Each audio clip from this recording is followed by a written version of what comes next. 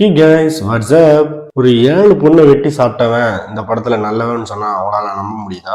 ஆமாங்க, அப்படியே ஒரு படத்தை தான் இன்னைக்கு நம்ம பார்க்க போறோம். படத்தோட ஓப்பனிங் சீன்ல 1950 நடந்த ஒரு சீனை காட்டுறாங்க. அதுல ஒரு பாதிரியார் என்ன பண்றாருன்னா, ஒரு குழந்தைய ஏசப்பா முன்னாடி வச்சு ஒரு கத்தியால குத்த போறாரு.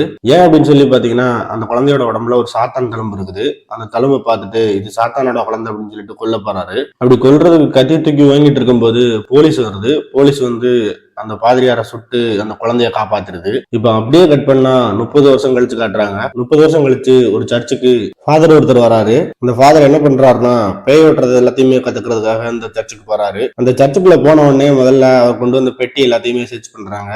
அது மட்டும் இல்லாம அவர் ட்ரெஸ் எல்லாத்தையுமே கலத்தி நிர்வாணமாவும் செக் பண்றாங்க. இப்போ சர்ச்சிங்லாம் முடிஞ்சு உள்ள போனா அந்த சர்ச்சில் வெறும் மெழுகுதிரி மட்டும்தான். போன் கிடையாது, லைட் கிடையாது, கரண்ட் கிடையாது, வெளி உலகத்துக்கான எந்த ஒரு தொடர்புமே இருக்காது. இப்படிப்பட்ட சர்ச்சுக்குள்ள போயிட்டு அவருக்குன்னு ஒரு ரூம் ஒதுக்கி அந்த ரூம் கொடுக்குறாங்க. அந்த ரூம்ல போய் இருந்து நம்மளே பேக் ஓபன் பண்ணா உள்ள ஒரு துப்பாக்கி இருக்குது, அது போக ஒரு பிளாஸ் லைட்டு. அப்பதான் ஒரு சின்ன நியூஸ் பேப்பர் கட்டிங்க காட்டுறாரு. அந்த நியூஸ் பேப்பர் கட்டிங்ல ஒரு 7 பொண்ணுங்களை காணும் அப்படின்னு சொல்லி ஒரு நியூஸ் வந்திருக்குது. அந்த பொண்ணுங்களை தேடி தான் இந்த சர்ச்சுக்கே அவர் வந்திருப்பாரு. ஏன்னா அந்த பொண்ணுங்க எல்லாமே மனநலம் பாதிக்கப்பட்ட பொண்ணுங்க. அது மட்டும் இல்லாம பேய் ஓட்டுறதுக்காக இந்த சர்ச்சில் கொண்டு வந்து விட்டவங்க. அதுக்கடுத்து இந்த பொண்ணுங்க எங்க போனாங்க என்ன ஆனாங்கன்னு தெரியல அப்படிங்கிறதாண்டி தேடி வந்திருப்பாரு. இப்போ இவர் இருக்க ரூம்ல ஒரே அமானுஷமா இருக்குது.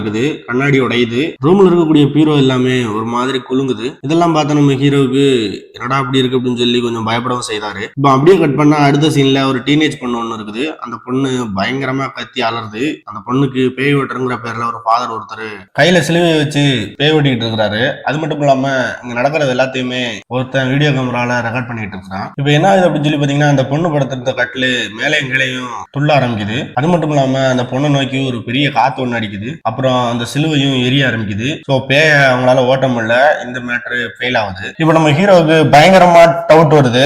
அந்த பேய் ஓட்டின இடத்துல போய் செக் பண்ணும்போது அந்த பெண்ணு படுத்திருந்த கட்டில கீழே ஒரு இன்ஜெக்ஷன் ஒண்ணு கிடக்குது. அது மட்டும் இல்லாம அந்த பாதர் நின்று ஓட்டிட்டு இருந்த இடத்துல ஒரு பெடல் மாதிரி ஒண்ணு இருக்குது. மேல ஒரு ஃபேன் வச்சிருக்காங்க. அது மூலமா தான் அந்த காத்து அடிச்சிருக்குது. சரி, எப்படி அந்த சிலுவை எரிஞ்சிச்சு அப்படின்னு சொல்லி பார்க்கும்போது அதுல ஒரு லைட்டர் மாதிரி ஒரு பட்டன் இருக்குது. அந்த பட்டன் அழுத்தினாலே அந்த சிலுவை எரியுது. இவங்க ஏன் அந்த வீடியோ ரெக்கார்ட் பண்ணாங்க அப்படின்னு சொல்லி பாத்தீங்கன்னா, அந்த ரெக்கார்ட் எல்லாத்தையுமே மேல இருக்கக்கூடிய பாதிரியார் இருப்பாங்களா அவங்களுக்கு காட்டி, பாருங்க நாங்க எவ்வளவு கஷ்டப்பட்டு பே எல்லாத்தையுமே ஓட்டுறோம், எங்களுக்கு பணம் கொடுங்க அப்படின்னு சொல்லி பணம் கேட்டு வாங்குறதுக்காக இந்த ஒட்டுமொத்த கேங்குமே ஃப்ராட் அப்படின்னு சொல்லி நம்ம ஹீரோ கண்டுபிடிக்கிறாரு. இப்ப அப்படியே போய்கிட்டு இருக்குது. நம்ம ஹீரோக்கும் நான்வெஜ் சாப்பிட கொடுக்குறாங்க.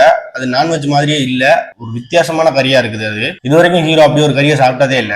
அப்படி சாப்பிட்டுட்டே இருக்கும்போது அவர் வாயில ஏதோ தட்டுப்படுது. அது என்னடா அப்படின்னு சொல்லி எடுத்து பார்த்தா அது ஒரு பல்லு. அந்த பல்லுல இருந்து உடச்சுக்கிட்டு ஒரு ஈ ஒண்ணு வெளியே வருது. இப்ப நம்ம ஹீரோ என்ன பண்றாருன்னா, சர்ச்சுக்கு போறாரு. சர்ச்சுக்கு போகும்போது ஒரு குண்டு பாதிரியார் ஒருத்தரை பாக்குறாரு. அந்த குண்டு பாதிரியார் என்ன சொல்றாருன்னா, இங்க இருந்து நான் நிறைய டைம் தப்பிக்கிறதுக்கு ட்ரை பண்ணேன், ஆனா என்னால தப்பிக்க முடியல.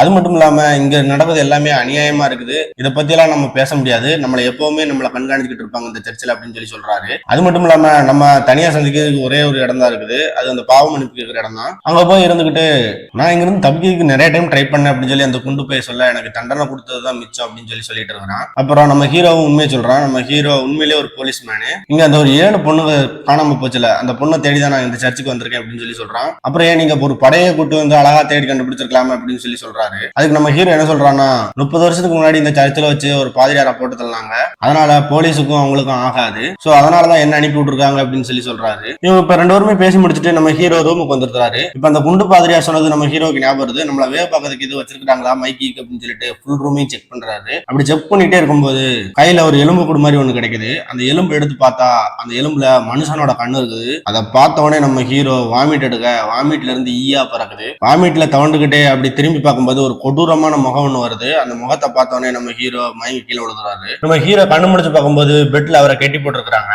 அப்ப ஒரு 4 பவுல்ல கறி கொண்டு வந்து அவரை சாப்பிட வைக்கிறாங்க. அவரால் சாப்பிடவே முடியல. கஷ்டப்பட்டு எப்படியோ திணிச்சு சாப்பிட வச்சிடுறாங்க. அது மட்டும் இல்லாம இப்ப நம்ம ஹீரோவுக்கு ஒருத்தனை நைட்டு காவலுக்கு போட்டுருக்காங்க.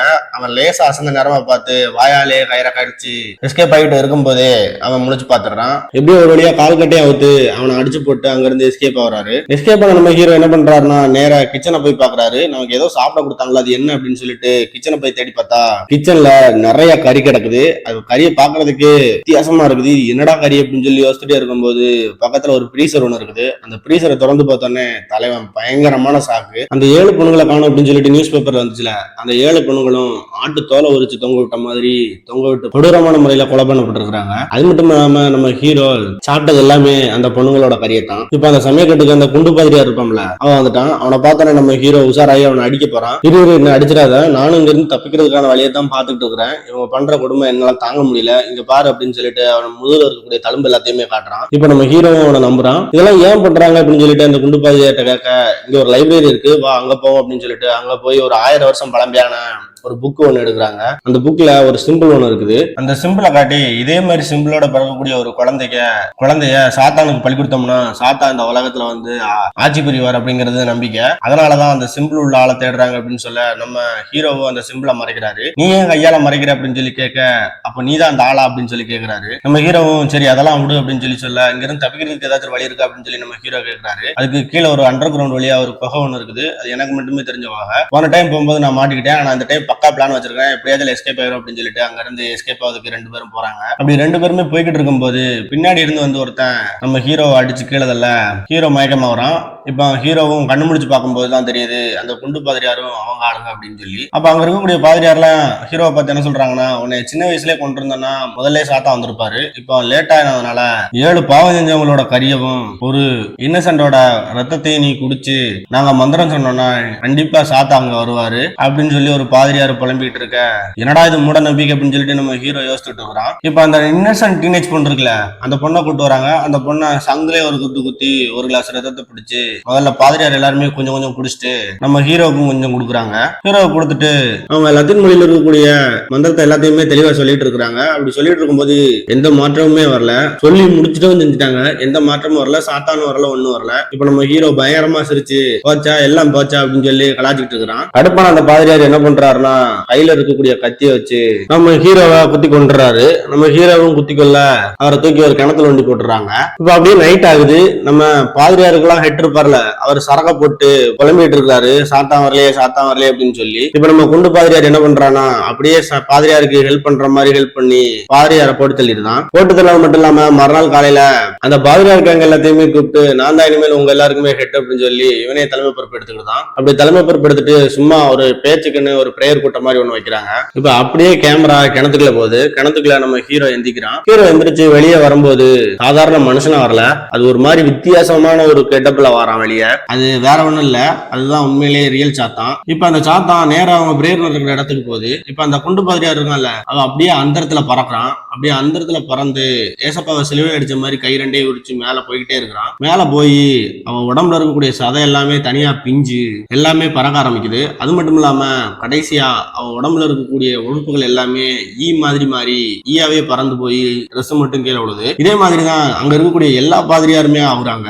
இப்படி உயிரோட இருக்கக்கூடிய மனுஷங்க எல்லாரையுமே கொன்றது அந்த சாத்தான். இப்ப அங்க ஏற்கனவே இருட்டடிச்சு எதுவுமே விளையாம ஒரு மாதிரி இருட்டடிச்சு இருந்துச்சுல, அங்க இருக்கக்கூடிய எல்லா தாவரங்களுமே லேசா துளிர்விடுது. இப்ப என்ன சொல்ல வராங்கன்னா, இந்த இடமே நரகமா மாறி புதுசா பிறக்க ஆரம்பிச்சிருக்குது. அதாவது இறந்தது எல்லாமே புதுசாவும் இருக்கிறது எல்லாமே இறக்கவும் செஞ்சிருக்கு. சோ புதுசா ஒரு நரகம் உருவாகி அந்த நரகத்துக்கு நம்ம ஹீரோ தான் ராஜாவும் சாத்தானாவும் மாறுறாரு. இந்த ஒரு படம் உங்களுக்கு ரொம்ப பிடிச்சிருக்கும் அப்படின்னு நினைக்கிறேன். அப்படின்னா அந்த வீடியோக்கு ஒரு லைக் போட்டுருங்க. வேற ஏதாவது ஒரு படத்தை எக்ஸ்பிளைன் பண்ணணும்னா மறக்காம கமெண்ட் பாக்ஸ்ல அந்த படத்தோட நேம் கமெண்ட் பண்ணுங்க. அது மட்டும் இல்லாம இந்த வீடியோ உங்க ஃப்ரெண்ட்ஸுக்கு ஷேர் பண்ணி நம்ம சேனலை சப்ஸ்கிரைப் பண்ணணும், மறக்காம சப்ஸ்கிரைப் பண்ணிருங்க. இன்னொரு வீடியோல உங்களை பாக்குறேன். டாடா, பாய் பாய், see you.